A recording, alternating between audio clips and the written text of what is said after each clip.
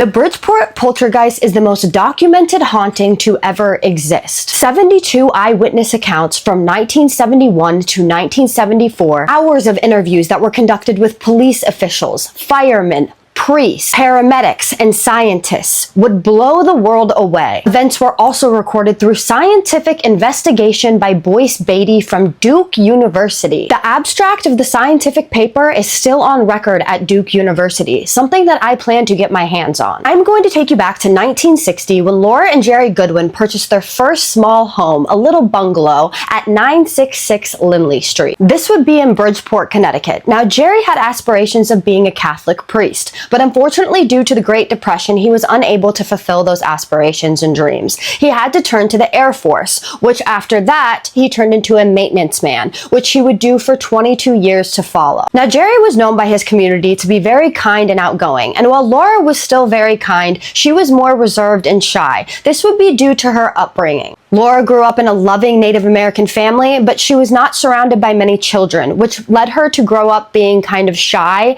and she struggled to socialize a little bit. But she would need nothing else other than her small little family, which they would create together due to the fact that she had become pregnant. They gave birth to a beautiful little boy named Gerard Jr. Goodwin. They were filled with joy. They loved their baby boy, and they were incredibly attentive parents, giving Gerard Jr. everything and anything that he needed. One day, though, they would go to a neighbor's house and the neighbor would point out how Gerard Jr., his head would hang low a lot, and they were concerned by this. So they took him to the doctor and unfortunately found out that Gerard Jr. had cerebral palsy. This changed nothing, though. They loved him all the same and they provided him with a wonderful life. They provided him with around-the-clock care, never hiring babysitters, but unfortunately one day tragedy would strike. He would get a cold and this would ultimately take his life. Jerry and Laura were absolutely devastated. They gave him a funeral, a beautiful funeral. They even put like a shrine up in their living room of him, pictures of him, and roses from his gravesite. But they were incredibly grief-stricken. Now, at his funeral, a priest named Father Grimes would walk up to them and ask them if they would ever think of adopting another child.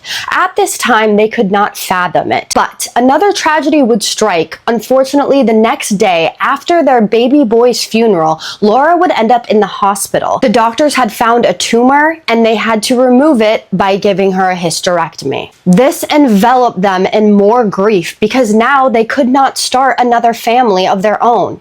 6 months went by as this family grieved for the loss of their son. After 6 months went by, though, they gave another thought to an adoption, not really taking into account that Father Grimes had eerily suggested them adopting a baby right before her having a hysterectomy. They went